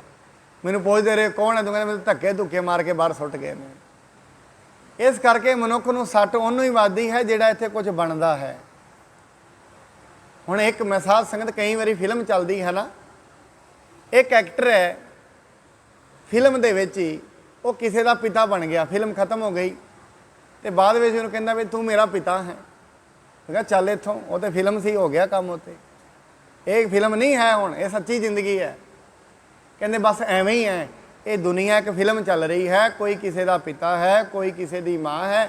ਅਸਲ ਦੇ ਵਿੱਚ ਨਾ ਕੋਈ ਕਿਸੇ ਦਾ ਪਿਤਾ ਹੈ, ਨਾ ਕੋਈ ਕਿਸੇ ਦੀ ਮਾਂ ਹੈ। ਸਭ ਨੂੰ ਅੱਗੇ ਆਪੋ ਆਪਣੀਆਂ ਰੋਲ ਮਿਲੇ ਹੋਏ ਨੇ, ਹੋਰ ਕੁਝ ਨਹੀਂ ਹੈ। ਪਰ ਹੁਣ ਜਦੋਂ ਇਹ ਪਿਤਾ ਸਮਝ ਬੈਠਾ ਹੈ, ਫਿਰ ਇਹ ਕਹਿੰਦੇ ਮੈਨੂੰ ਬੱਚੇ ਪਾਲਣੇ ਪੈਣਗੇ, ਤਾਂ ਹੀ ਤੇ ਇਹਦੇ ਅੰਦਰ ਡਰ ਆ ਗਿਆ। ਅਸਲ ਦੇ ਵਿੱਚ ਕੀ ਸਮਝਦਾ ਹੈ? ਮੈਨੂੰ ਪਾਲਣੇ ਪੈਣਗੇ, ਮੈਨੂੰ ਆਹ ਕਰਨਾ ਪਏਗਾ। ਫਿਰ ਇਹਦੇ ਵਿੱਚ ਡਰ ਆ ਗਿਆ। ਫਿਰ ਪਰਮਾਤਮਾ ਨੂੰ ਬਾਰ-ਬਾਰ ਕਹੇਗਾ ਉਹ ਮੇਰੇ ਮਾਇਆ ਖਿੱਚ ਕੇ ਲੈ ਗਿਆ ਹੈ, ਉਹਨੇ ਮੈਨੂੰ ਲੁੱਟ ਲਿਆ ਹੈ। ਬਾਣੀ ਕਹਿੰਦੀ ਕਿਸੇ ਨੇ ਤੈਨੂੰ ਨਹੀਂ ਲੁੱਟਿਆ। ਆਪੇ ਕੰਡਾ ਤੋਲ ਤਰਾਜੀ, ਪ੍ਰਭ ਆਪੇ ਤੋਲ ਤੁਲਾਇਆ। ਆਪੇ ਸ਼ਾਹੋ ਆਪੇ ਵਣਜਾਰਾ। ਮਹਾਰਾਜ ਕਹਿੰਦੇ ਆਪੇ ਹੀ ਸ਼ਾਹ ਹੈ, ਆਪੇ ਹੀ ਵਣਜਾਰਾ ਹੈ। ਇਹ ਦੁਨੀਆ ਇੱਕ ਖੇਡ ਤੋਂ ਵਾਧੂ ਨਹੀਂ ਹੈ। ਹੁਣ ਜੇ ਖੇਡ ਨੂੰ ਮਨੁੱਖ ਸੱਚਾ ਸਮਝ ਲਏ, ਖੇਡ ਖੇਡ ਹੀ ਹੁੰਦੀ ਹੈ। ਖੇਡ ਉਦੋਂ ਤਾਈਂ ਖੇਡ ਹੈ ਜਦੋਂ ਤਾਈਂ ਚੱਲ ਰਹੀ ਹੈ, ਉਸ ਤੋਂ ਬਾਅਦ ਕੋਈ ਖੇਡ ਨਹੀਂ ਜਦੋਂ ਖੇਡ ਖਤਮ ਹੋ ਗਈ। ਇਹ ਦੁਨੀਆ ਇੱਕ ਖੇਡ ਹੈ। ਇਹ ਮਨੁੱਖ ਆਪਣੀ ਹਉਮੈ ਨੂੰ ਲਾ ਦੇ, ਤੂੰ ਇੱਥੇ ਕੁਝ ਨਹੀਂ ਕਰਨਾ। ਬਾਣੀ ਕਹਿੰਦੀ ਹੈ, ਕਹਿੰਦੇ ਹੇ ਮਨੁੱਖ ਤੂੰ ਬਿਨਾਂ ਗੱਲ ਤੋਂ ਚਿੰਤਾਵਾਂ ਦੇ ਵਿੱਚ ਨਾ ਪੈ। ਕਹਿੰਦੇ ਕਾਹੇ ਰੇ ਮਨ ਚਿਤਵੈ ਉਦਮ, ਜਾ ਆਹਰ ਹਰ ਜੀਓ ਪਰਿਆ। ਸੈਲ ਪੱਥਰ ਮੈਂ ਜੰਤ ਉਪਾਏ, ਤਾਕਾ ਰਿਜਕ ਆਗੈ ਕਰ ਧਰਿਆ। ਮੇਰੇ ਮਾਧੋ ਜੀ ਸਤ ਸੰਗਤ ਮਿਲੇ ਸੋ ਤਰਿਆ। ਕਹਿੰਦੇ ਅਸਲ ਦੇ ਵਿੱਚ ਤੂੰ ਕਿਉਂ ਆਹਰ ਕਰ ਰਿਹਾ ਹੈ? ਤੂੰ ਆਪਣੇ ਆਪ 'ਚ ਕਿਉਂ ਕੁਝ ਬਣ ਰਿਹਾ ਹੈ? ਪਰਮਾਤਮਾ ਸਭ ਕੁਝ ਕਰ ਰਿਹਾ ਹੈ, ਤੈਨੂੰ ਅੱਗੇ ਸਾਧਨ ਬਣਾਇਆ ਹੋਇਆ। ਇਸ ਕਰਕੇ ਤੂੰ ਸਾਧਨ ਹੀ ਬਣਿਆ ਰਹਿ, ਤੈਨੂੰ ਕਰਤਾ ਬਣਨ ਦੀ ਜ਼ਰੂਰਤ ਨਹੀਂ ਹੈ। ਜਿਮ ਸੁਪਨੇ ਮੈਂ ਸ਼ੇਰ ਕਰਾਲ, ਦੇਖਤ ਉਪਜੋ ਤਰਾਸ ਵਿਸਾਲ। ਅੱਗੇ ਇੱਕ ਹੋਰ ਵੀ ਉਦਾਹਰਣ ਦਿੰਦੇ ਨੇ, ਕਹਿੰਦੇ ਜਿਵੇਂ ਸੁਪਨਾ ਹੁੰਦਾ ਹੈ ਨਾ, ਸੁਪਨੇ ਵਿੱਚ ਸ਼ੇਰ ਵਿਖ ਜਾਏ, ਸ਼ੇਰ ਨੂੰ ਵਿਖਦਿਆਂ ਹੀ ਮਨੁੱਖ ਸੁਪਨੇ ਵਿੱਚ ਭੱਜ ਪੈਂਦਾ ਹੈ। ਭਾਗਿਓ ਜਾਏ ਨਾ ਗਿਰ ਗਿਰ ਜਾਵੇ, ਹੋਤ ਅਕਸੈ ਡਰੇ ਬਰੜਾਵੇ। ਹੁਣ ਸੁਪਨੇ ਵਿੱਚ ਉਹ ਭੱਜਦਾ ਹੈ, ਪਿੱਛੇ ਪਿੱਛੇ ਸ਼ੇਰ ਭੱਜ ਰਿਹਾ ਹੈ, ਅੱਗੇ ਅੱਗੇ ਇਹ ਭੱਜ ਰਿਹਾ ਹੈ, ਕਦੇ ਡਿੱਗ ਜਾਂਦਾ ਹੈ, ਫਿਰ ਪਿੱਛੇ ਮੁੜ ਕੇ ਸ਼ੇਰ ਆ ਗਿਆ ਹੈ। ਬੜਾ ਇਹਨੂੰ ਡਰ ਲੱਗਿਆ ਹੋਇਆ ਸੁਪਨੇ ਵਿੱਚ, ਨਾਲੇ ਡਰ ਲੱਗਿਆ ਹੋਇਆ ਬਿਨਾਂ ਗੱਲ ਤੋਂ ਹੀ ਮਨੁੱਖ ਡਰੀ ਜਾ ਰਿਹਾ ਹੈ। ਇਤਨੇ ਮੈਂ ਜਾਗਰਤ ਨਰ ਆਇਓ, ਦੁਖਤ ਜਾਣ ਕੈ ਪਕਰ ਜਗਾਇਓ। ਇੰਨੇ ਦੇ ਵਿੱਚ ਇੱਕ ਮਨੁੱਖ ਬਾਹਰੋਂ ਆਇਆ, ਇਹ ਸੁੱਤਾ ਹੋਇਆ ਕਦੇ ਹੱਥ ਮਾਰ ਰਿਹਾ ਹੈ। ਕਈ ਵਾਰੀ ਵੇਖਿਆ ਨਾ ਮਨੁੱਖ ਸੁਪਨੇ ਵਿੱਚ ਇਹਨੂੰ ਮੁੜਕਾ ਆ ਜਾਂਦਾ ਹੈ, ਸੁਪਨੇ ਵਿੱਚ ਪਸੀਨਾ ਆ ਜਾਂਦਾ ਹੈ ਮਨੁੱਖ ਨੂੰ, ਮਨੁੱਖ ਦੇ ਮੂੰਹ ਤੇ ਕੋਈ ਐਸਾ ਭਿਆਨਕ ਸੁਪਨਾ ਚੱਲ ਰਿਹਾ ਹੋਏ। ਕਹਿੰਦੇ ਡਰ ਰਿਹਾ ਹੈ। ਇੰਨੇ ਵਿੱਚ ਇੱਕ ਮਨੁੱਖ ਆਇਆ ਵੀ ਇਹ ਕਿਉਂ ਡਰਿਆ ਬੈਠਾ ਹੈ, ਅੱਖਾਂ ਬੰਦ ਨੇ, ਸੁਪਨਾ ਵੇਖ ਰਿਹਾ ਹੈ। ਸੁਪਨੇ ਵਿੱਚ ਵਹਿੰਦਿਆਂ ਵਹਿੰਦਾ, ਕਈ ਵਾਰੀ ਬੱਚੇ ਹੁੰਦੇ ਨੇ ਨਾ ਛੋਟੇ, ਕਦੇ ਵਾਰੀ ਤੁਸੀਂ ਯਾਦ ਰੱਖਣਾ ਜਦੋਂ ਛੋਟੇ ਬੱਚੇ 2 ਸਾਲ ਦੇ ਹੋਣ, ਮੈਨੂੰ ਘਰ ਦਾ ਇਹ ਨਿੱਜੀ ਅਨੁਭਵ ਹੈ। ਬੱਚੇ ਰਾਤ ਨੂੰ ਪਏ ਹੁੰਦੇ ਨੇ ਨਾ, ਉਹ ਕਈ ਵਾਰੀ ਸੁਪਨੇ ਦੇ ਵਿੱਚ ਰੋਣ ਲੱਗ ਜਾਂਦੇ, ਮੈਨੂੰ ਮਾਰ ਦੇਗਾ। ਤੇ ਕਈ ਵਾਰੀ ਕਹਿਣਾ ਪੈਂਦਾ ਭਾਈ ਲਾਈਟ ਜਗਾਓ, ਇਹਦੀ ਅੱਖ ਖਲਵਾਓ ਪਹਿਲਾਂ। ਅੱਖਾਂ ਖੋਲੇਗਾ ਤੇ ਬੱਚਾ ਸੁਪਨੇ ਤੋਂ ਟੁੱਟ ਜਾਏਗਾ। ਅੱਖਾਂ ਖੁੱਲ੍ਹਦਿਆਂ ਹੀ ਸੁਪਨਾ ਟੁੱਟਣਾ ਹੈ। ਕਈ ਵਾਰੀ ਅਸੀਂ ਕਹਿੰਦੇ ਬੱਚਾ ਰੋਂਦਾ ਬੜਾ ਹੈ ਸੁਪਨੇ ਵਿੱਚ, ਕਦੇ ਵੀ ਰੋਏ, ਉਹ ਦਿਨ ਦੇ ਵਿੱਚ ਇੰਨਾ ਜ਼ਿਆਦਾ ਜੁੜ ਜਾਂਦਾ ਹੈ ਕਿਸੇ ਚੀਜ਼ ਦੇ ਨਾਲ, ਫੋਨ ਵਿੱਚ, ਉਹ ਰਾਤ ਨੂੰ ਸੁਪਨੇ ਵਿੱਚ ਉਹਨੂੰ ਡਰ ਜਾਂਦਾ ਹੈ। ਜਦੋਂ ਹੀ ਉਹਦੀਆਂ ਅੱਖਾਂ ਖੁੱਲਣਗੀਆਂ, ਨਾਲੋਂ ਨਾਲ ਅੱਖਾਂ ਖੁਲਵਾ ਦਿਓ, ਨਾਲੋਂ ਨਾਲ ਜਿਹੜਾ ਸੁਪਨਾ ਹੈ ਉਹ ਟੁੱਟ ਜਾਂਦਾ ਹੈ। ਤਰਸਤ ਜਾਣ ਤਿਮ ਸਤਗੁਰ ਦੇਖੈ, ਉਪਦੇਸੈ ਸੁਖ ਦੇਤ ਵਿਸੇਖੈ। ਇਵੇਂ ਹੀ ਮਨੁੱਖ ਜਿਵੇਂ ਸੁਪਨੇ ਦੇ ਵਿੱਚ ਡਰਦਾ ਰਹਿੰਦਾ ਹੈ ਨਾ, ਤੇ ਬਾਹਰੋਂ ਕੋਈ ਆ ਕੇ ਜਗਾ ਦਿੰਦਾ ਹੈ, ਇਵੇਂ ਗੁਰੂ ਵੀ ਵੇਖਦਾ ਹੈ ਵੀ ਭਾਈ ਇਹ ਡਰਿਆ ਫਿਰਦਾ ਹੈ, ਇਹ ਜ਼ਿੰਦਗੀ ਦੇ ਵਿੱਚ ਜੀ ਨਹੀਂ ਰਿਹਾ, ਮਰ ਕੇ ਜ਼ਿੰਦਗੀ ਕੱਟ ਰਿਹਾ ਹੈ। ਹਰੇਕ ਮਨੁੱਖ ਅੱਜ ਚਿੰਤਾਵਾਂ ਦੇ ਵਿੱਚ ਜੀ ਰਿਹਾ, ਜ਼ਿੰਦਗੀ ਕੋਈ ਨਹੀਂ ਜੀ ਰਿਹਾ, ਕੱਟ ਰਹੇ ਹਨ ਸਾਰੇ ਜ਼ਿੰਦਗੀ। ਜ਼ਿੰਦਗੀ ਕੱਟੀ ਜਾ ਰਹੀ ਹੈ, ਜੀਵਨ ਕੋਈ ਨਹੀਂ ਜੀ ਰਿਹਾ ਹੈ। ਸੋਚਦਾ ਚਲੋ ਆਹ ਦਿਨ ਵੀ ਕੱਟ ਲੈ, ਆ ਜਾਣਗੇ ਸੁਖੀ ਦੇ ਦਿਨ, ਆਹ ਦਿਨ ਹੀ ਚਲੋ 1 ਸਾਲ ਤੇ ਨਿਕਲਿਆ, ਅਗਲਾ ਆ ਜਾਏਗਾ। ਮਨੁੱਖ ਇਹ ਸੁੱਖ ਕਦੇ ਵੀ ਨਹੀਂ ਆਉਣਾ ਹੈ। ਕਿਉਂ? ਤੇਰੇ ਅੰਦਰ ਡਰ ਹੈ। ਡਰ ਕਾਹਦਾ ਹੈ? ਮੈਂ ਕੁਝ ਕਰ ਰਿਹਾ ਹਾਂ। ਮੈਂ ਅੱਗੇ ਵੀ ਸੁਣਾਇਆ ਸਾਧ ਸੰਗਤ, ਗੁਰੂ ਗੋਬਿੰਦ ਸਿੰਘ ਮਹਾਰਾਜ ਜੀ ਦੇ ਕੋਲ ਇੱਕ ਸਿੱਖ ਗਿਆ, ਉਹ ਗੁਰਬਾਣੀ ਜਾਣਦਾ ਸੀ। ਮਹਾਰਾਜ ਕਹਿੰਦੇ ਵੀ ਇੱਥੇ 6 ਮਹੀਨੇ ਹੋਰ ਗੁਰਬਾਣੀ ਕਰਾ ਦੇ। ਕਹਿੰਦਾ ਮਹਾਰਾਜ ਪਿੱਛੇ ਬੱਚੇ ਨੇ ਭੁੱਖੇ ਮਰ ਜਾਣਗੇ, ਮੈਂ ਜਾ ਕੇ ਉਹਨਾਂ ਦਾ ਪਾਲਣ ਪੋਸ਼ਣ ਕਰਨਾ ਹੈ। ਸਤਿਗੁਰੂ ਜੀ ਕਹਿੰਦੇ ਤੂੰ ਬੱਚੇ ਨਹੀਂ ਪਾਲਦਾ, ਤੂੰ ਇੱਥੇ ਰਹਿ, ਬੱਚੇ ਆਪਣੇ ਆਪ ਹੀ ਪਲ ਜਾਣਗੇ, ਤੂੰ ਨਾ ਹੋਵੇਂਗਾ ਬੱਚੇ ਫਿਰ ਵੀ ਪਲਦੇ ਨੇ। ਠੀਕ ਹੈ, ਉਹਨਾਂ ਦੇ ਕਰਮ ਨੇ, ਜੈਸਾ ਉਹਨਾਂ ਨੂੰ ਮਿਲੇਗਾ। ਕਹਿੰਦੇ ਠੀਕ ਹੈ। ਮਹਾਰਾਜ ਨੇ ਹੁਕਮ ਮੰਨ ਲਿਆ, ਚਲੋ ਡਰ ਕੇ ਹੀ ਮੰਨਿਆ ਸਹੀ ਕਿ ਚਲੋ ਗੁਰੂ ਜੀ ਕਹਿੰਦੇ ਮੰਨਣਾ ਹੀ ਪਏਗਾ। ਲੱਗ ਗਿਆ ਸੇਵਾ ਤੇ। ਪਿੱਛੋਂ ਬੜੀ ਗਰੀਬੀ ਸੀ, ਘਰ ਪਿੰਡ ਵਾਲਿਆਂ ਦੇ ਦਇਆ ਰੱਬ ਨੇ ਪਾਈ ਹੈ, ਕਿਉਂਕਿ ਸਾਰਿਆਂ ਵਿੱਚ ਉਹੀ ਬੈਠਾ ਹੈ ਨਾ। ਪਿੰਡ ਦੇ ਕਹਿੰਦੇ ਨੇ ਪਤਾ ਨਹੀਂ ਕਿੱਥੇ ਗਿਆ ਹੈ, ਜੰਗਲਾਂ ਦਾ ਟਾਈਮ ਹੈ, ਪਤਾ ਨਹੀਂ ਮੁੜ ਕੇ ਨਹੀਂ ਆਇਆ, ਛਾਤੇ ਦੇ ਘਰ ਦੀ ਟੁੱਟਣ ਵਾਲੀ ਹੈ, ਚਲੋ ਇਕੱਠੇ ਹੋ ਕੇ ਪੈਸੇ ਇਕੱਠੇ ਕਰੋ, ਇਹਦੀ ਛਾਤੀ ਪਾ ਦਿਓ। ਪਾ ਦਿੱਤੀ। ਲੋਕੀ ਕਹਿੰਦੇ ਨੇ ਆਪ ਤੇ ਕਮਾਉਣ ਵਾਲਾ ਨਹੀਂ, ਬੱਚੇ ਛੋਟੇ ਨੇ, ਚਲੋ ਇਕੱਠੇ ਹੋ ਕੇ ਨਾਜ ਹੀ ਦੇ ਦਿਓ ਇਹਨੂੰ, ਸਾਰਾ ਖਾਣ ਪੀਣ ਦਾ ਵੀ ਦੇ ਦਿੱਤਾ। ਕਹਿੰਦੇ ਬੱਚੇ ਛੋਟੇ ਨੇ, ਦੁੱਧ ਵੀ ਹੈ ਨਹੀਂ, ਮੱਝ ਮੁੱਝੀ ਦੇ ਦਿਓ ਇਹਨੂੰ, ਸਾਰਿਆਂ ਦੇ ਦਿੱਤੀ। ਐਨ ਸੁਖੀ ਵਸਦੇ ਨੇ ਸਾਰੇ। ਉਹ 8 ਮਹੀਨੇ ਉੱਥੇ ਰਿਹਾ, ਨਾਲੇ ਤੇ ਸੇਵਾ ਕਰ ਰਿਹਾ, ਨਾਲੇ ਡਰਦਾ ਰਿਹਾ ਬੱਚੇ ਮਰ ਗਏ ਹੋਣ, ਬੱਚੇ ਪਰੇਸ਼ਾਨ ਹੋ ਗਏ ਹੋਣ। ਇਹੀ ਸੋਚੀ ਜਾਂਦਾ ਹੈ ਉੱਥੇ ਕਿ ਉਹ ਕਰਤਾ ਬਣਿਆ ਬੈਠਾ ਨਾ। ਮਨੁੱਖ ਕਰਤਾ ਪੁਰਖ ਪਰਮਾਤਮਾ ਨੂੰ ਨਹੀਂ ਬਣਦਾ, ਆਪਣੇ ਆਪ ਹੀ ਕਰਤਾ ਪੁਰਖ ਬਣੀ ਬੈਠਾ ਹੈ ਵੀ ਮੈਂ ਕਰ ਰਿਹਾ ਹਾਂ। ਤਾਂ ਹੀ ਤੇ ਡਰਦਾ ਹੈ, ਤਾਂ ਹੀ ਤੇ ਸਾਰਾ ਦਿਨ ਸੋਚੀ ਜਾਂਦਾ ਹੈ, ਚਿੰਤਾਵਾਂ ਤਾਂ ਹੀ ਤੇ ਨੇ। ਉਹ ਇਹ ਨਹੀਂ, ਬਾਣੀ ਤੇ ਕਹਿੰਦੀ ਹੈ ਕਿਵੇਂ ਸਚਿਆਰਾ ਹੋਈ ਹੈ, ਕਿਵੇਂ ਕੂੜਾ ਟੁੱਟੇ ਪਾਲ, ਹੁਕਮ ਰਜਾਈ ਚੱਲਣਾ ਨਾਨਕ ਲਿਖਿਆ ਨਾਲ। ਜੋ ਹੁਕਮ ਪਰਮਾਤਮਾ ਨੇ ਤੇਰੀ ਜ਼ਿੰਦਗੀ 'ਚ ਕੀਤਾ, ਇਹਦਾ ਮਤਲਬ ਇਹ ਨਹੀਂ ਤੂੰ ਕਰਮ ਛੱਡ ਦੇ। ਕਰਮ ਕਰ, ਕਰਮ ਕਰ ਗਿਆ ਮੁਨਾਫਾ ਹੋ ਗਿਆ, ਘਾਟਾ ਹੋ ਗਿਆ। ਆਪਣੀ ਜ਼ਿੰਦਗੀ ਸਮਝ, ਮੈਂ ਆਪਣੇ ਕੰਮ ਨੂੰ ਤਨਦੇਹੀ ਨਾਲ ਕਰਨਾ ਹੈ, ਰਿਜ਼ਲਟ ਜੈਸਾ ਮਰਜ਼ੀ ਆਏ। ਆਪਣੇ ਕੰਮ ਤੋਂ ਨਹੀਂ ਭੱਜਣਾ, ਉਹ ਕਰਨਾ ਹੈ ਧਿਆਨ ਨਾਲ। ਕਰਮ ਤੋਂ ਨਹੀਂ ਭੱਜਣਾ, ਪਰ ਡਰਨਾ ਨਹੀਂ। ਕਿਉਂ? ਕਰਾਉਣ ਵਾਲਾ ਉਹ ਹੈ। ਕਰਮ ਅਸੀਂ ਕਰ ਰਹੇ ਹਾਂ, ਜਿਵੇਂ ਉਹ ਕਰਾ ਰਹੇ ਆ ਉਵੇਂ ਕਰ ਰਹੇ ਹਾਂ। ਹੁਣ ਉਹ 8 ਮਹੀਨਿਆਂ ਬਾਅਦ ਵਾਪਸ ਆਇਆ ਘਰ। ਆ ਕੇ ਕੀ ਵੇਖਦਾ ਹੈ, ਬੱਚੇ, ਛੋਟਾ ਲੜਕਾ ਸੀ, ਕਹਿੰਦੇ ਉਹਨੂੰ ਵੇਖ ਕੇ ਵੈਸੇ ਹੀ ਰੋਣ ਲੱਗ ਪਿਆ। ਭੱਜਿਆ ਮਾਤਾ ਪਿਤਾ ਦੇ ਕੋਲ ਗਿਆ, ਮਾਂ ਵੀ ਉੱਥੇ ਸੀ। ਕਹਿੰਦੇ ਬੇਟਾ ਕੀ ਹੋਇਆ? ਕਹਿੰਦੇ ਮਾਂ ਪਿਤਾ ਜੀ ਆ ਗਏ ਨੇ। ਕਹਿੰਦੇ ਬੇਟਾ ਖੁਸ਼ ਹੋ? ਕਹਿੰਦੇ ਨੇ ਮਾਂ ਜਦੋਂ ਇੱਥੇ ਸੀ ਭੁੱਖੇ ਮਰਦੇ ਸੀ, ਹੁਣ ਆ ਗਿਆ, ਫਿਰ ਦੁਖੀ ਹੋਵਾਂਗੇ। ਮਤਲਬ ਆਪਣੇ ਆਪ ਤੇ ਉਹ ਇਹ ਸੋਚੀ ਜਾਂਦਾ ਹੈ, ਆਪਣੇ ਆਪ ਕੀ ਸੋਚ ਰਿਹਾ ਹੈ ਵੀ ਮੇਰੇ ਬਿਨਾਂ ਘਰ ਨਹੀਂ ਚੱਲਣਾ, ਤੇ ਘਰ ਦੇ ਸੁਖੀ ਵਸਦੇ ਨੇ। ਇਸ ਕਰਕੇ ਸਾਧ ਸੰਗਤ परमात्मा जो इसकी जिंदगी में कर रहा है वो ठीक कर रहा है। टोलस्टाय ने ये उत्ते कहानी लिखी है बड़ी वधिया, कल नूं आपां क्योंकि ये शब्द लम्मा चलना है ये बारे वो कहानी की भी विचार करांगे। टोलस्टाय ने ये उत्ते एड्डी सोहनी कहानी लिखी है, मनुख अज ही चिंतावां विच मुक्त हो जाएगा। पर यह अपने आप को कुछ समझदा है, रब नूं रब नहीं समझदा, अपने आप को रब समझदा है। ये चलाउण वाला नहीं है, ये वेखण वाला है, करन वाला वो है। करण कारण प्रभ एक है, दूसर नाही कोई। नानक तिस बलिहारण है, जल थल महियल सोए। हे मनुख अपने कर्म कर, तू जो तेरे तो कर्म करा रहा है वो कर, जो तेरी जिंदगी दे विच होना है वो परमात्मा जानता है। क्योंकि ये दुनिया उसका खेड है, जो जो तेनू दे रहा है ਉਹਨੂੰ एक्सैप्ट करदे हैं, ਉਹਦਾ नाम जप लेना चाहिए है। जन्म मरण द्वै तुझ मह नाही, भूखन त्रिखा ना होए तोहे माही। इस करके महाराज कहते जोगी जन्म ते मरण तेरा नहीं होना, शरीर दा हुंदा है। भुख ते प्यास तेनू नहीं लगदी है, भुख ते प्यास शरीर नू लगदी, तेनू नहीं लगदी।